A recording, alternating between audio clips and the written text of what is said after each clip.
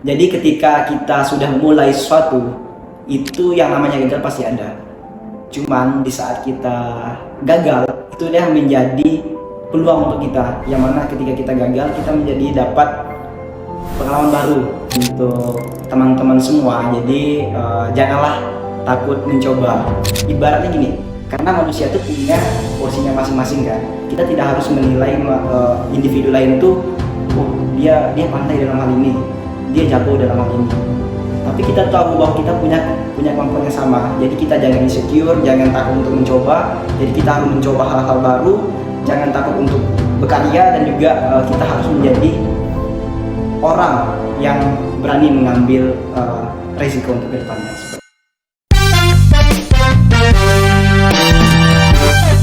Halo teman-teman, selamat datang di Hai Talk. Perkenalkan, nama saya Hermita Julianti. Saya bakal nemenin kalian pada episode hari ini.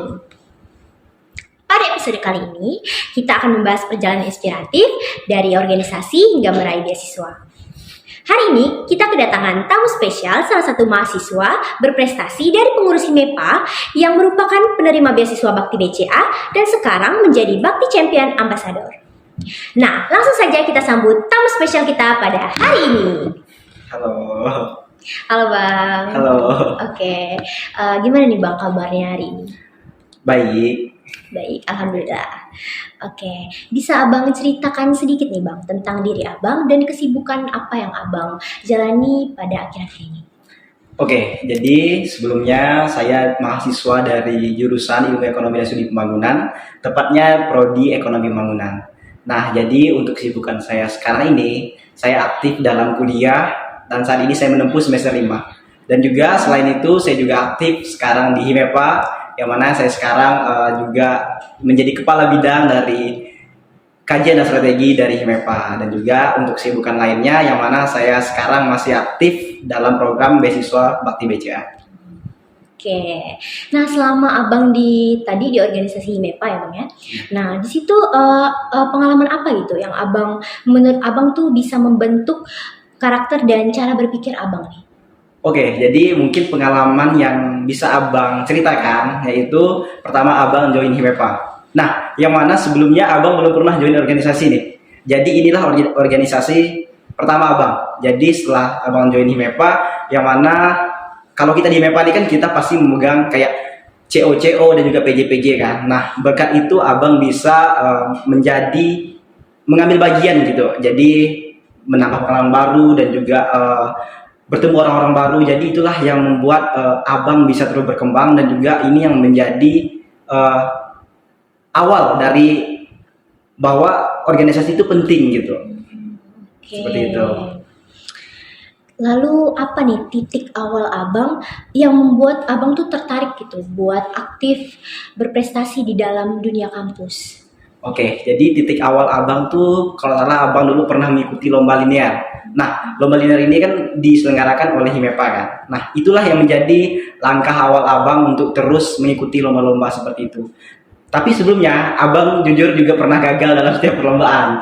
Jadi sebelum lomba linear tuh, Abang juga sering mengikuti lomba-lomba di luar kampus dan juga di dalam kampus. Dan hasilnya itu rata-rata gagal. Jadi itulah titik Abang pas pertama ikut linear itu kemarin juara 3 kalau salah. Jadi itulah yang menjadi langkah awal Abang yang pertama. Jadi setelah mengikuti lomba linear nih, Abang kembali aktif gitu, jadi kembali semangat gitu mengikuti lomba-lomba lainnya. Akhirnya kemarin Abang pernah mengikuti lomba nasional itu poster ilmiah. Nah, itu skalanya nasional diikuti oleh mahasiswa seluruh Indonesia, dan puji Tuhan Abang berhasil juara 1. Nah, di situ tuh yang membuat Abang semangat gitu, yang menjadi langkah awal tuh memang dari HIMEPA itu sendiri, seperti itu. Wah, keren sekali ya teman-teman. Beliau ini memang benar-benar merupakan salah satu mahasiswa yang sangat berprestasi nih. Oke, kita lanjut nih Bang. Lalu apa sih pertama kali yang bikin Abang tuh tertarik gitu daftar beasiswa BCA? Lalu benefitnya, terus programnya, atau mungkin sosok inspirasi nih dari Abang? Oke, untuk mengapa saya tertarik mendaftar beasiswa Bakti BCA ini, yang pertama mungkin saya mendapatkan informasi itu langsung dari BCA-nya langsung itu lewat sosial medianya. Nah, yang mana saya lihat, saya baca juga waktu itu bahwa beasiswa ini tidak hanya sekedar memberikan uang saku.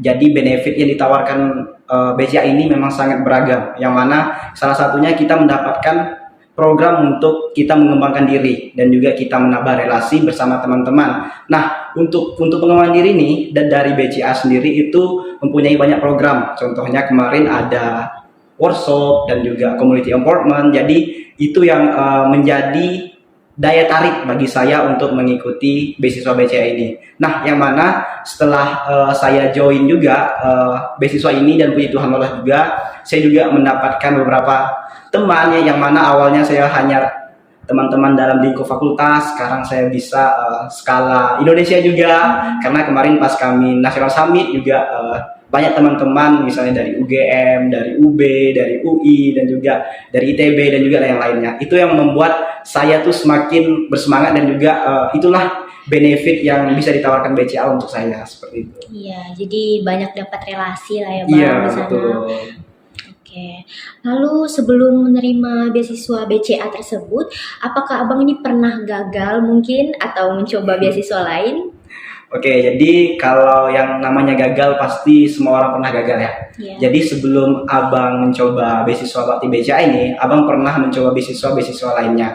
Nah, hasilnya itu ya seperti yang dikatakan tadi, gagal. Nah, itu tuh yang membuat kita tuh pasti down gitu kan, kayak malas untuk mencoba hal-hal lainnya. Tapi di situ Abang mulai berpikir bahwa gagal itu bukan berarti kita harus berhenti seperti itu. Jadi mulai di saat Abang terus gagal, Abang mencoba-coba untuk mendaftar beasiswa lainnya. Nah, pada saat yang tepat kemarin itu juga Abang pun tidak nyangka awalnya Abang bisa diterima di beasiswa ini. Itu yang yang menjadi langkah awal bagi Abang tuh, kalau kita gagal tuh kita harus berani mencoba lagi seperti itu. Iya.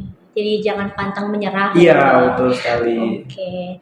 Lalu pada saat seleksi, pasti kan kayak kalau kita daftar beasiswa tuh pasti ada seleksinya kan Bang? Iya. Nah, saat kita seleksi tuh gimana gitu? Yang menurut Abang paling berat? Seleksi bagian mana yang menurut Abang tuh berat gitu buat dijalanin?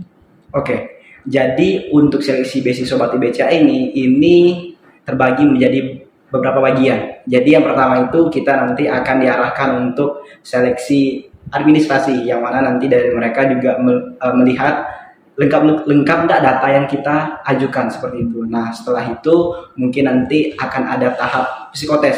Nah, yang menurut saya berat itu mungkin dari psikotes dan wawancara. Jadi di situ kita menjadi lebih tertantang seperti itu. Yang mana kita harus mengerjakan beberapa psikotes dalam waktu yang telah ditentukan seperti itu. Dan juga untuk tahap wawancara kita harus berani mengungkapkan dan juga kita harus berani menyampaikan apa yang ada dalam isi dari hati kita seperti itu. Oke. Jadi menurut saya yang berat tuh tes psikotes dan juga wawancara. Oke, dua itu ya Bang ya? Iya, betul. Oke. Lalu apa nih pengalaman seru yang menurut Abang atau momen yang tak terduga selama proses seleksi menjadi brand ambassador? Oke, jadi mungkin kalau dari Bakti Champion Ambassador sendiri, itu kemarin seleksinya pas National Summit.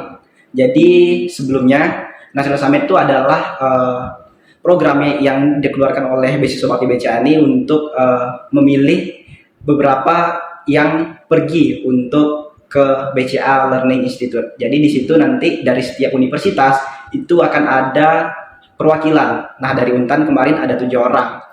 Nah, di situ nanti pas saat kita ke sana untuk penilaian Bakti Champion Ambassador tersebut, itu nanti akan dipilih lagi menjadi beberapa.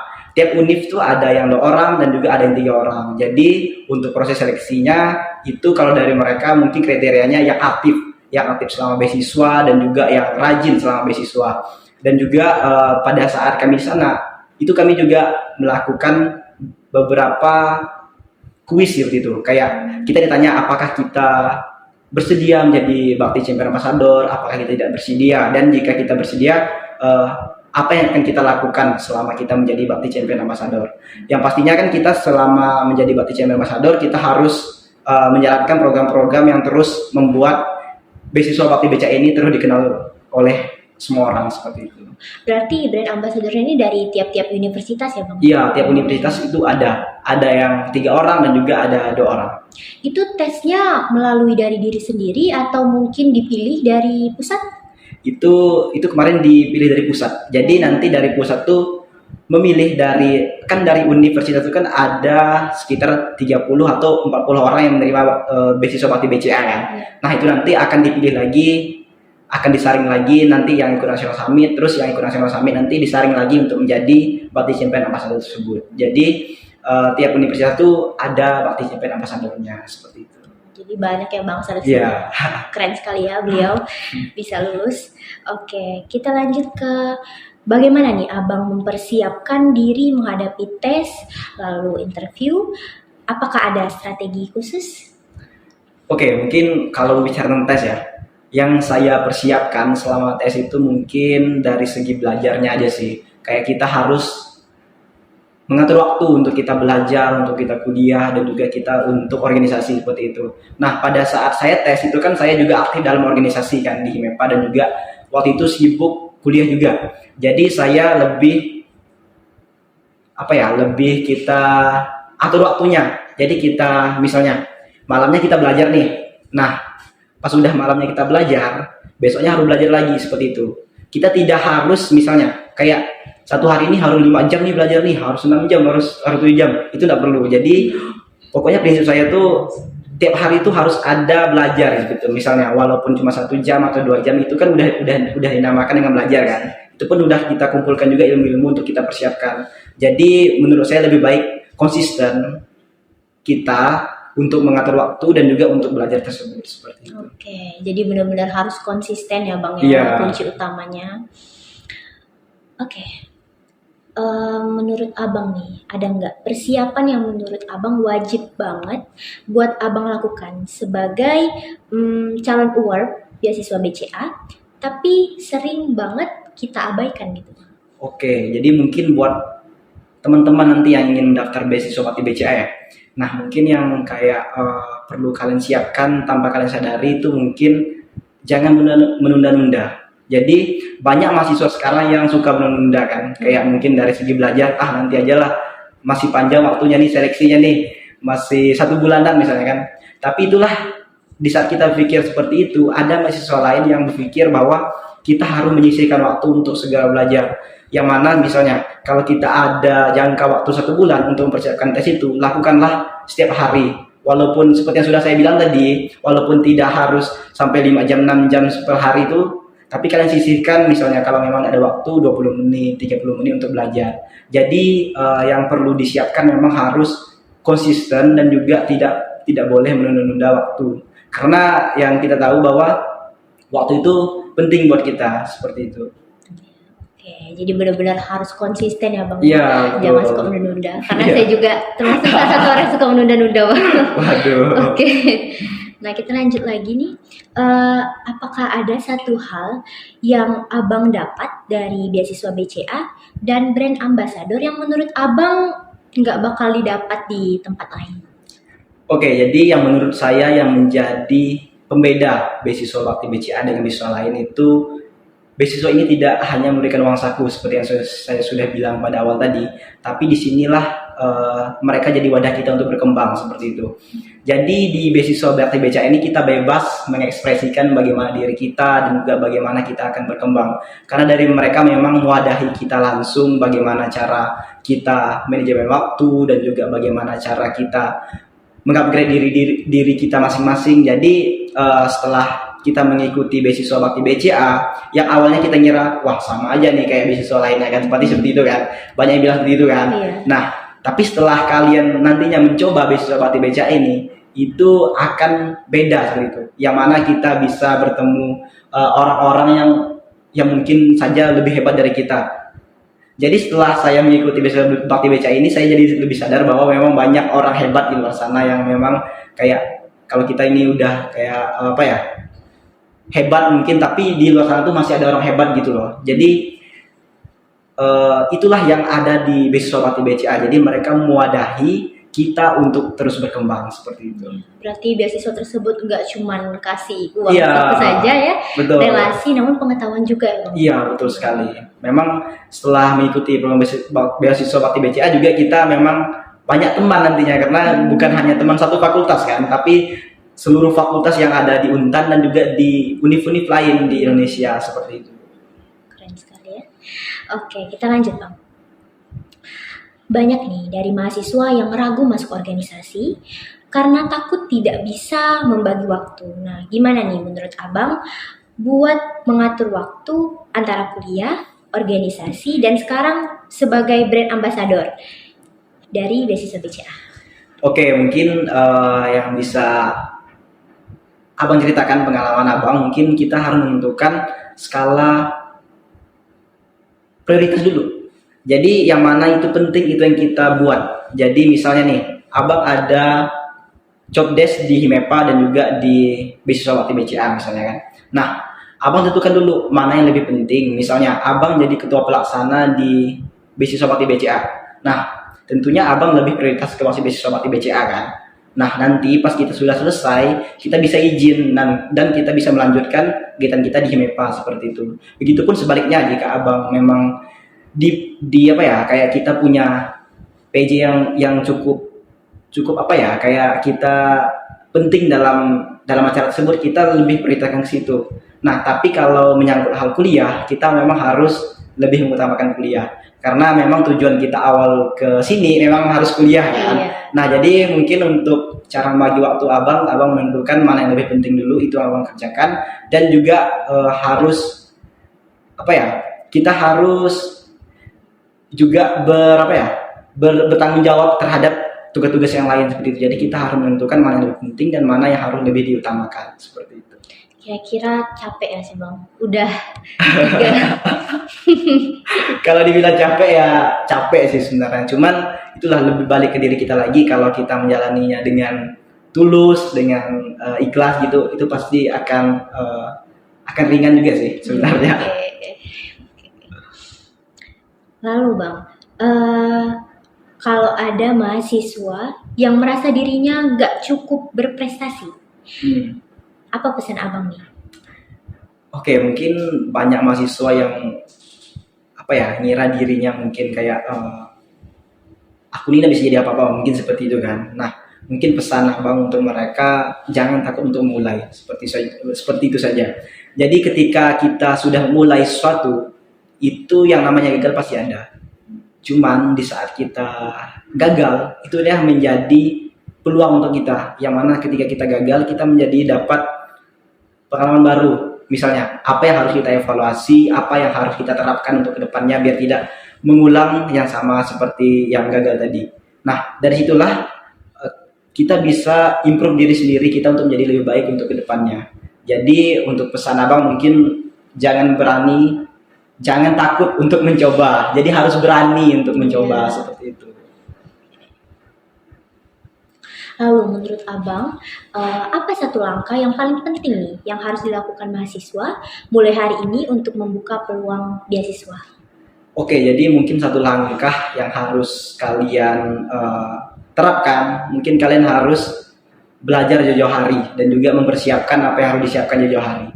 Yang mana ketika kita sudah dekat hari H mungkin untuk mendaftar beasiswa kan, itu kita pasti kayak kita persiapan itu udah ada seperti itu. Jadi kita harus memang mempersiapkan apa yang harus disiapkan jauh-jauh hari dan kita harus konsisten apa yang akan kita lakukan untuk kedepannya seperti itu. Jadi belajar dari awal ya Bang ya? Betul, harus mempersiapkan jauh-jauh hari sih.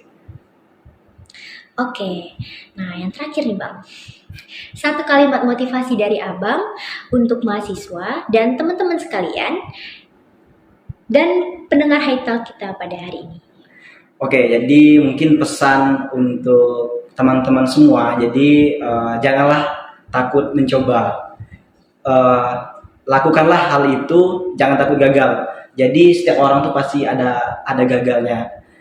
Tapi nanti ketika kita sudah berusaha dan juga berdoa, itu hasilnya pasti akan ada. Nah, juga kita harus menjadi diri sendiri dan konsisten terus terhadap apa yang sudah kita mulai. Dan ibaratnya gini, Karena manusia tuh punya porsinya masing-masing kan. Kita tidak harus menilai individu lain tuh, oh dia pandai dalam hal ini, dia jago dalam hal ini. Tapi kita tahu bahwa kita punya kemampuan yang sama. Jadi kita jangan insecure, jangan takut untuk mencoba. Jadi kita harus mencoba hal-hal baru, jangan takut untuk berkarya, dan juga kita harus menjadi orang yang berani mengambil resiko untuk kedepannya, seperti itu. Oke, terima kasih ya Bang buat ceritanya yang sangat inspiratif nih buat kita. Terima kasih juga buat pengalaman yang benar-benar sangat bermanfaat nih buat saya dan teman-teman sekalian. Iya. Semoga apa yang Abang bagikan tadi bisa membuka wawasan dan memberi semangat baru buat teman-teman sekalian. Amin. Baik teman-teman, itu dia episode High Tech kita pada hari ini. Terima kasih sudah mendengarkan sampai akhir. Saya Harmita Julianti, izin pamit undur diri. Sampai jumpa di episode berikutnya.